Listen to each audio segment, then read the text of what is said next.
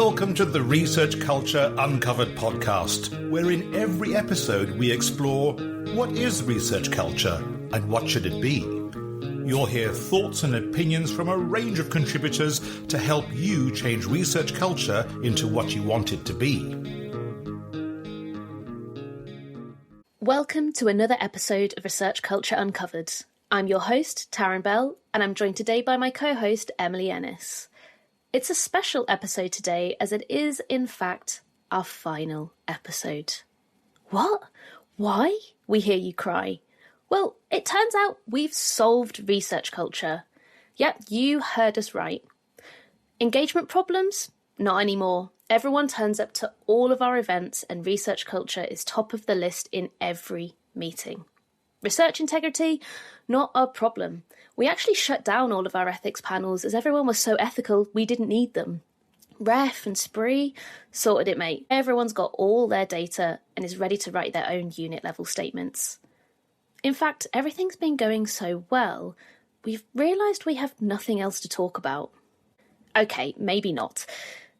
On this April Fool's Day, we thought we'd use today's episode to take a step back. Emily and I are going to look at what's been achieved at Leeds over the past 12 months, discuss some of the classic research culture challenges facing higher education, and confront the notion that research culture is a problem that can be solved for good. So, Emily, how does it feel having solved research culture?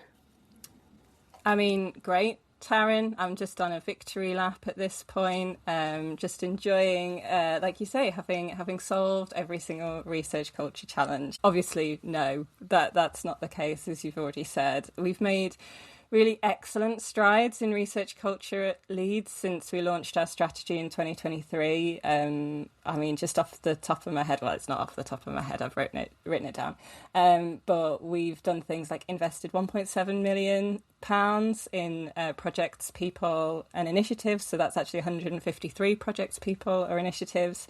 We've allocated nearly £400,000 for our research EDI scheme, which supports researchers with specific protected characteristics to kind of develop their careers for promotion. And we've made really great strides in some of our work with the communications and engagement team at Leeds in terms of how we weave research culture into everyday discussions, everyday comms within the university. We've developed really, really great working with adjacent teams like our open research team, like HR. We had an HR secondee into our team for a bit. And we've managed to get ourselves on all sorts of governance panels and decision-making panels that's just kind of really embedded research culture in so much of our everyday activity. But I think our listeners would probably agree that every time you do a piece of good research culture work, about 5 bad bits of research culture come back at you. So we're kind of taking a moment right now to have a look at things like our research culture strategy and go, great, all of the centralised projects that we had control over, they're finished, they're done, but oh my gosh, there's so much left to do. So we're really excited, I would say, to get started, and obviously thrilled to have made such great strides in kind of enhancing research culture at Leeds and hopefully across the sector as well. But it's just one of these things where the more you do, the more there is to do. And in that sense, sometimes it feels like research culture and working on research culture is a little bit like the research process itself. Every time you solve one thing or answer one question or take one step forward, 1,000 other opportunities and questions and issues pop up, and there's always so much more to do. So in doing all of this work, for you, what are the kind of key challenges you've faced?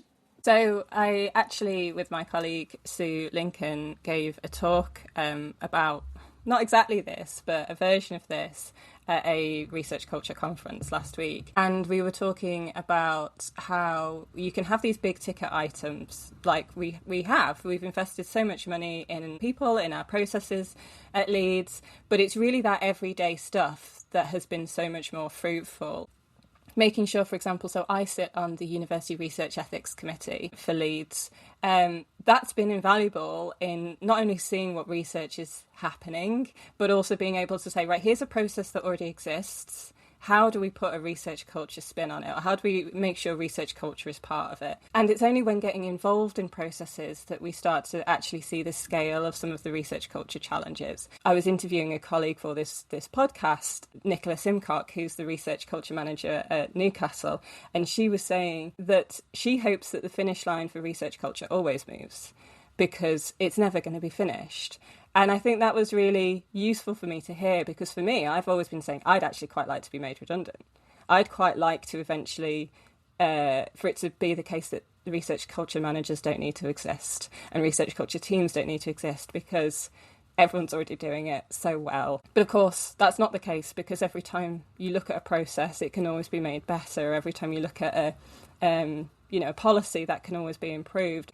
So it's been this constant evolution of critiquing how we do things, and the more we do, the better installed we are in the processes and policies at Leeds and across the sector, the more we uncover that there is. So I would say that in terms of the challenges for the last 12 months, it's been constant, but not in the sense that they've been challenges that have been obstacles. It's just been the case that things have been constantly evolving and things have been constantly popping up, and some of them we can solve, some of them it's going to take a really long time to solve, if we can ever solve them. I think one of the things that is really emerging, not just from Leeds but from the sector, and by the sector I mean just HE, how much can we really do if funders don't change? How much can we really do if publishers don't change? How much can we really do if we don't think about what research looks like beyond HE? Again, at this conference I was at the other week, someone was talking about research culture isn't just for HE, it's for other research organisations. And at the moment, with REF being the main driver for research culture, or one of the main drivers for research culture, those research organisations that don't report into REF, they don't actually have any requirement to have good research culture. So this is the thing, it's this constantly evolving space. And I do sometimes think of it as research, but I think it's also important to think of it as social change and almost social justice, that as with political movements, as with social change geopolitically, the dial's always moving, and sometimes it moves forwards and sometimes it moves backwards, and at the moment, let's face it, it's moving backwards a lot of the time. So we are part of that same process of change, of moving forwards, establishing a new normal, finding out that there's actually a better, newer normal that we can find, and sometimes having to take a circuitous route to get that might involve stepping backwards as well. We are doing research, we're doing research on research, we have research findings, but it's about how those research findings turn into change. And that's our responsibility as research culture practitioners, is to make the change happen, because I think there's lots of recommendations, there's lots of people who know what the challenges are. We don't have an information deficit, we have a kind of relevance deficit, in the sense that we need to make the challenges that we know are true relevant to the people who need to make changes to kind of make things better. What you touched on a lot there is this notion of change, and you've talked about how your own views on research culture have changed over the last year. So what do you think about the kind of community it leads and the higher education sector as a whole? How do you think most people in the higher education sector think about research culture at this point in time? So I know we've spoken about this not just here but elsewhere, as kind of research culture is something that can eventually be solved. And I think that when you metricise it, that feeds into that idea as well. I actually think, maybe this is a controversial point, but I think the REF can actually be really beneficial here. And I know the REF comes with metrics and hopefully indicators, but what it does do is it gives us a snapshot in time, and it doesn't say this is it. It says we're coming back in 7 years. You better have moved things along. So there is a metric attached to it, but it's not saying, and when you submit this, you're done. Don't get me wrong. There is a sense, certainly, I guess, across the sector of what do we need to do? What are the boxes that we need to tick this time around for strategy, people and research environment for REF?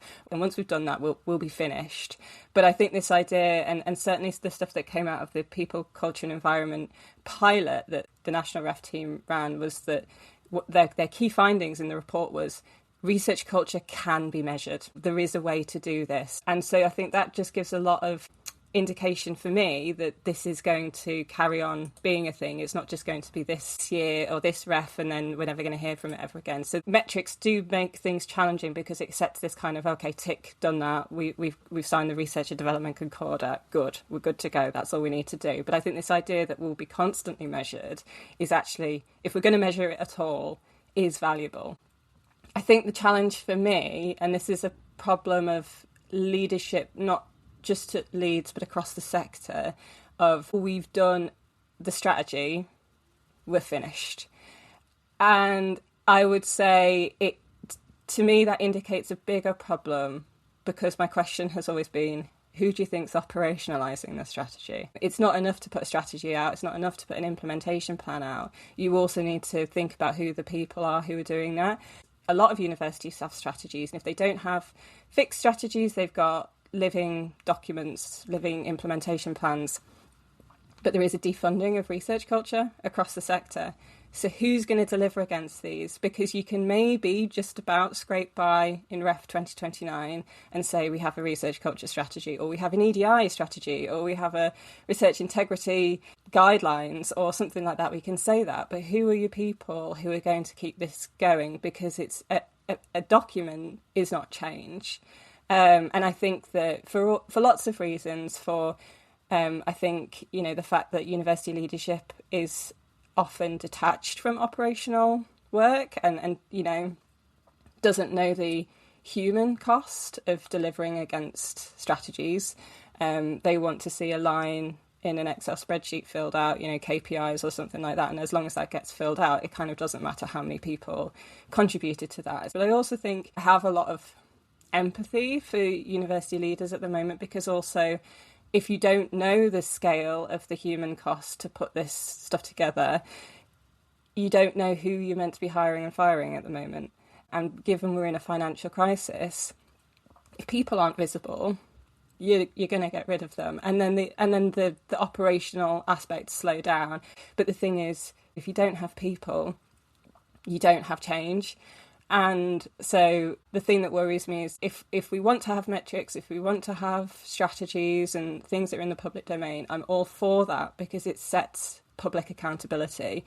But no one's going to deliver against this. And I think we're going to be almost in a desert in kind of 4 or 5 years where this work has been deprioritised. And it's fine if you want to deprioritise it because you don't want it to happen. Research culture is a relatively new thing. This work wasn't really happening in a visible way for a really long time. So it's fine. If you don't want it to happen, then just be quiet and don't say anything. But if you're putting a statement out, if you're putting a strategy out and then you're not delivering against it, that's really silly. But I just think that at the moment, university leadership across the sector think that the strategies are out, we've done it, we've ticked that box, that'll meet the requirements for REF. But they're failing to recognise that in 7 years' time, we're going to get another REF, and they're going to ask us what our progress was, and there won't have been people here to deliver that progress for them. One of the things that's been a real positive, I think, at Leeds in the last year is that the previously separate research and development and research culture teams came together. We're now one unified team, and we're seeing this happen actually more and more in the sector. This is, there are quite a few universities where research development and research culture sit together. Obviously, you're the research culture manager. You've had to manage bringing two teams with slightly different priorities, slightly different ways of doing things together. So how have you found that? I mean, I see this as a total yin-yang type situation here. There is a two-pronged approach to research culture here. I think the research culture team spend a really, really long time doing very boring administrative stuff. Not boring for them, but I think that it requires a certain mindset to do that stuff. So like I say, sitting on those governance committees, being the person who goes to all these meetings, and I'm speaking quite a lot on my behalf here, and saying, oh, I don't think you should do that, guys. That's really bad research culture. And most of my time is spent on just telling people maybe don't do that all the time. And that is time consuming and boring, but it's also operating from a kind of a deficit model, in that we're looking at the things that are going wrong and trying to fix them. And I think what the research and development space does is goes, you guys are great. How can you be better? And I love that. I wish that that's the sort of thing that we could do in our work, but I don't think we can. I think we need both.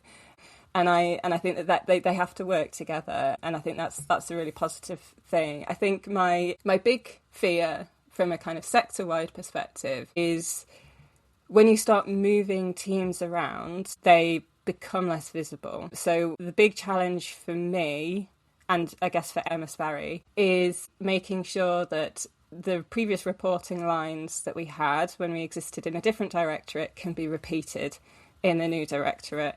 And that's the real challenge. And you've got to pitch your work slightly differently. So when research culture existed in the research and innovation space, we pitched our work very much about, this is research. So we're research culture, we help you do research.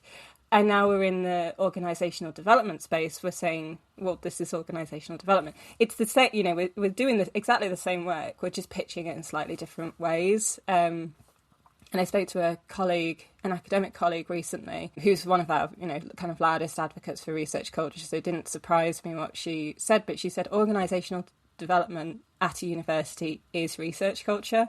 And she's absolutely spot on. Organisational development, it's a concept that exists in lots of different organisations, but for the purposes of HE, obviously it's also teaching culture, but it's research culture. And so it's putting that spin on it that I think is going to be the thing that we need to do consistently. But in a way, it wasn't easier in the kind of research and innovation space because we were still challenging people about their processes and how they did them wrong, which people didn't necessarily want to hear. But we didn't have to sell research because it was already sold. We just had to sell change. Whereas I think in the organisational development space, change is the given, but research isn't. So we've got to kind of flip it around on its head. So that's been one of the big challenges for me in that transition. But if I were building research culture and researcher development from the ground up, the way that we are now is how I would have built it. Yeah, and I would agree. I have these discussions all the time in workshops, in one-to-ones with researchers. Research culture is something that comes up routinely. So trying to sort of separate the two out is just not possible for me on a day-to-day basis. What sort of challenges do you have when you're having those conversations? Obviously, I've spoken quite a lot about how we, reflect research culture in our conversations, and we do point people in the direction of researcher development. But how does it look the other side of the aisle, for want of a better term? For me, the main challenge is that there is widely varying support for professional development.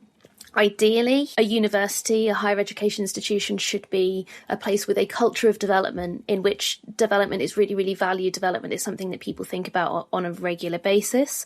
Routinely, we're having these discussions with researchers with widely varying experiences. You get some researchers who say, my line manager routinely gives me time every week to work on something that I want to work on to develop my skills. And I'm like, great, that is wonderful.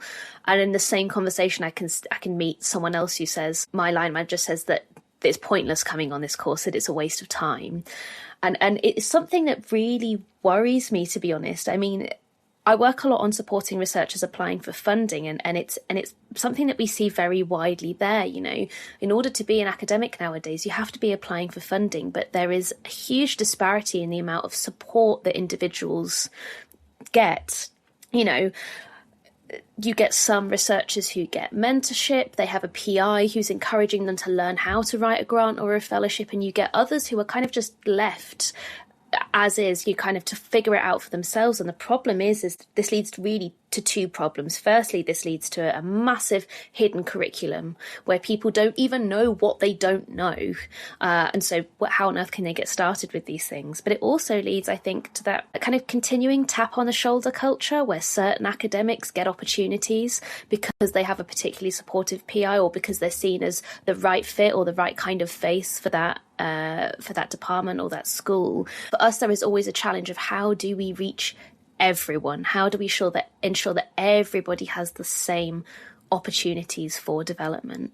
I think you're right. Certainly the conversations that we have with researchers, and it's not just early career researchers, it's mid-career researchers and established career and very senior researchers, and they're saying, oh, I didn't know I had to do that. even just sitting on the University Research Ethics Committee, one thing that we've been looking at over the past 24 months, actually 2 years, is we rolled out a new system looking at how we support ethics applications. And suddenly there's this increase in ethics applications. And we have this conversation, we go, well, it's not that more research is happening, and it's because people didn't realise they had to apply for ethics. And the thing is, the more information there is, and now that there's this system that can be monitored, we're suddenly seeing people go, maybe there is an ethical component to my work, and that's making it's just increasing the integrity of the research. So you've got researchers who previously working on, very complex and emotionally demanding topics, who have just thought, well, it's just me, I'm just reading the books, I don't have to worry about that. And then they're like, but I am talking to people about these things, and I'm running workshops about my research, and actually it's quite scary with the stuff that I'm talking about. So maybe I need to do an ethics review to make sure that I'm protecting the people that I'm working with, even though they're not research participants and I'm not gathering information from them. But if I'm doing some kind of engagement with them in order to enhance and develop my ideas. And I was like, great, it's finally happening. But the thing is, if you don't know what you don't know, like you say, if you don't know that there's an ethics form, if you don't know that maybe you should have a think about it, you can't improve your practice. And that's obviously a kind of day-to-day, these are processes that are supporting researchers who are already here. But I think the thing that scares me the most about what you're saying is we lose people through what you're talking about. Is if you don't know that you can apply for funding or things like that, you don't know, you're just left. And that's certainly my experience of having done a PhD and not knowing that the next step was probably a fellowship. And I didn't know until I was 3 years out of my PhD. And by that point, I didn't have a lot of time to apply for the early career stuff, because the upper limit was kind of either 3 or 5 years. And I hadn't been prepared for that, and I didn't know that that's what I needed to do, so I had to scramble very last minute to do stuff, and of course the quality wasn't good enough, and that was part of the exit from my academic career. So it was, we're losing talent, but we're also producing not very good research if we don't know what's going on. And I think we're in this kind of symbiosis where the work that research culture does can unearth the things that need to be redressed by research and development, and then equally research and development are going, right, well, we're throwing out all these development opportunities, but actually the culture isn't ready for people to receive those, and we're developing people in a broken system. So how do we fix the system? So that's why it kind of works quite nicely as a kind of symbiotic relationship, I guess. Yeah, absolutely. And that for me is why it's really nice having a team that combines the two. I think for me, one of the things that's really nice about Leeds as well is that for me personally, Leeds has given me the space to really try and work on some of these problems. So for example, when I joined Leeds, I set up the Fellowship Accelerator programme for postdocs, and we explicitly say, you don't need to have spoken to anyone about your research idea to come onto this. We are going to help you build this idea from the ground up. And then obviously, as you all know, I applied for research culture funding last year to build a funding hub internally, which means that ideally when it's created, every member of staff at the university will have access to the same high quality resources, support, guidance, everything they need to put funding applications in. Luckily, there's a lot of work going on in a sector as well to kind of, because there's a lot of people, think about independent researchers who don't have any access to university resources. So I'm currently working with Anna Piltz at the University of Edinburgh on rewriting the Comprehensive Guide to Fellowships, which is this just wonderful guide that she wrote a couple of years ago. And we've expanded it massively, and we'll release that later this year. So essentially, the lovely thing is I'm able to do stuff both at Leeds, but it gives me the space to do this more sector-wide work as well, to really try and open up this support more widely. I just don't think we can do it without that, though. And I think, you applied for that targeted funding that we ran at Leeds. So in previous years, we've used our Research England Enhancing Research Culture funding to kind of fund grassroots initiatives across the university. And the first 2 or 3 years that we ran of those produced some really, really wonderful projects and really exciting things. But the thing that kept coming back to us was, I've done this work and I don't know how to embed it.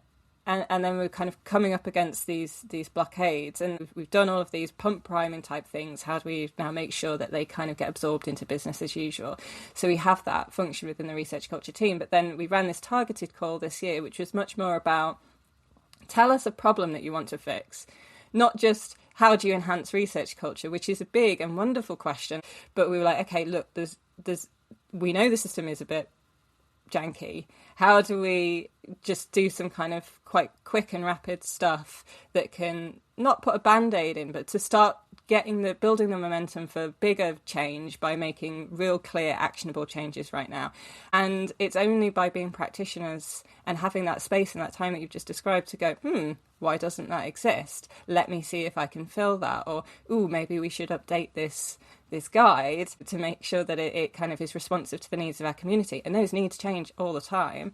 So having that space to do that work is really, really important, and it uncovers those challenges. But I think it is the case that we need to, because of the deprioritisation, certainly in funding of research culture, we do have to look not for some quick wins instead of the big wins, but to have like a mixture of both. And so what your project was just really exciting, because I thought this thing already existed and it didn't, so I'm pleased you're doing it, but also B, was something that was quite neatly contained but had this immense power of a kind of ripple effect to really ask those important questions about who does research. So I really like, and it's a thing that I really like in the work that we do as a research culture team, of the really small kind of routine operational changes that have that capacity to affect bigger changes in hearts and minds. Because I think people think of research culture as this, we'll just change how people feel about it, or we'll just change how people think about it. But that's so dependent on personality. And I think for the most part in the sector we do have certainly at Leeds, we have some really great people in the most senior positions who I consider to be allies for research culture. But when their tenure finishes, I want to make sure that the next person in that role can only make good decisions. And the only way we can do that is by putting things in place that enable them to do that, because they might be a dreadful person, but if we can create fantastic resources, fantastic policies, fantastic processes, they're not going to make bad decisions. They're not going to repeat past mistakes. So I think that's the thing, is that it's not about winning over hearts and minds. It's about putting the stuff in place, and the hearts and minds stuff comes afterwards. One of the things that I keep coming back to is that we can become a bit obsessed with just debating the issues again and again and again, as if we're trying to do that hearts and minds work right at the start, when actually we just need to get on with the work of doing these things. And I think that for me is things like the funding at Leeds has been really powerful, and is actually providing the means for getting stuff done, for talking about solutions, rather than rehashing the same old debates again and again and again. Because to some extent, winning hearts and minds will come when people see what we have done, when they see the solutions that we've already created. Because it's the classic thing, don't come to people with problems, tell them what the problems are and tell them the solution that you have. I agree completely. And I also think sometimes that rehashing of the problem makes the problem divorced from reality. It happens at conferences as well for research culture, where they say, there's a problem with X, Y, or Z. And I'm like, I've had this conversation before. Let's break the problem down, because the more we rehash this conversation, the more we just keep saying the problem over and over again, it becomes this monolithic thing that we actually can't even do anything about. If you flip it, if you kind of break it down, you say, what's the real thing that we're trying to unpick here? You can come up with solutions, you can come up with interventions. So, I like venting. I love it. Spend an awful lot of my time doing it. And I know there are problems that are enormous, that feel unfixable, but the more we just talk about them as problems rather than solutions, the less able we are to actually fix them. Yeah, absolutely. So thinking forward, what's next for research culture, both at Leeds and perhaps further afield? We're just going to fix it. We're just going to solve it. No, I'd love that to be the case. I mean, so REF is heating up. I keep saying, you know, SPRI or research culture is for life, not just for Refmas.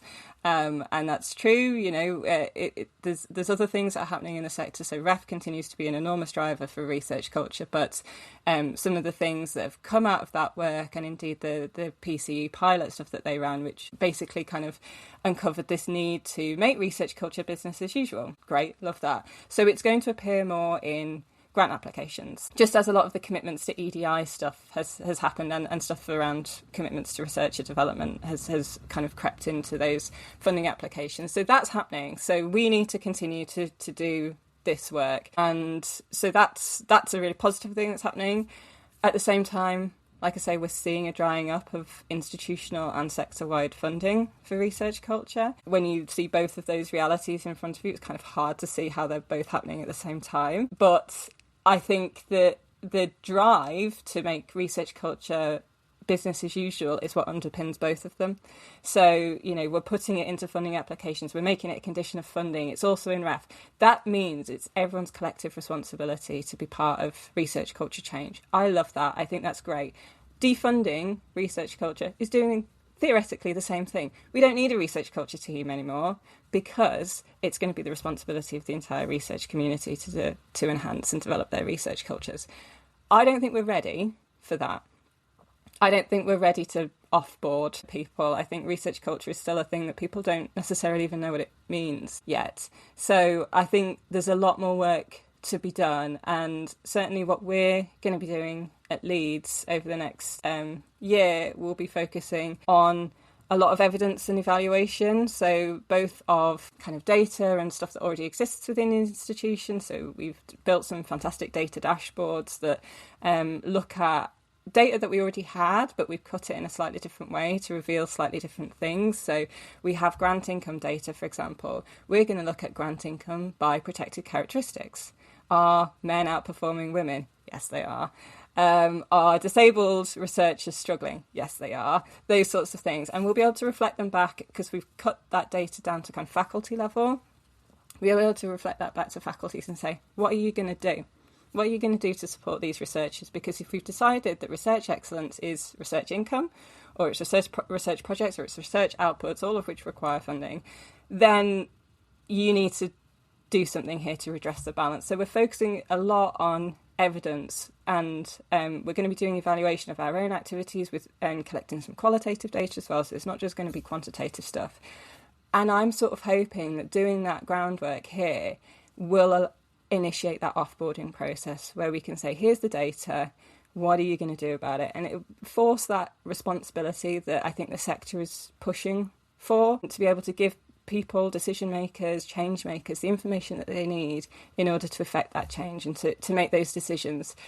Do I think you still need a research culture team or some version therein to deliver those data? Yeah. So that's the thing that I'm a bit worried about. We still need that resource. We still need that capacity to initiate those conversations. But for me, it's very much about making research culture a collective responsibility and doing that in the way that I know researchers and research decision makers know, which is information. They love information.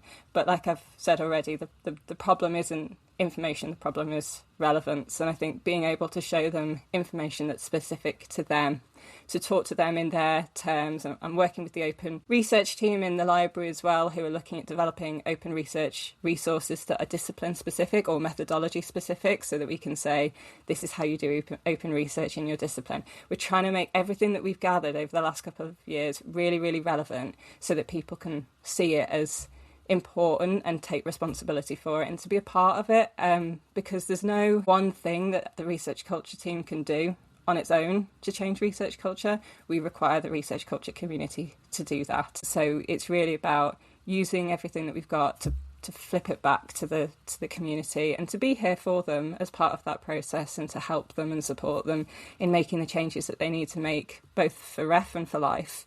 But it's, you know, we're in that process now of turning our work back out to the community. That seems a really nice place to end this conversation. It has been so interesting talking through all of this and thinking about what's been achieved so far and what's still left to come. If you've listened to this and think, oh, there's something I'd really like to share with the community, something I'd really like to tell others about, then get in touch. We are always looking for guests to come onto the podcast to share their exciting work, to share their own solutions to some of the challenges that we face in research culture. So again, thank you so much, Emily, and we will see you very soon for another episode of Research Culture Uncovered. Thanks for listening to the Research Culture Uncovered podcast. Please subscribe so you never miss out on our brand new episodes. And if you're enjoying the discussions, give us some love by dropping a 5-star rating and written review, as it helps other research culturists find us. And please share with a friend and show them how to subscribe. Thanks for listening, and here's to you and your research culture.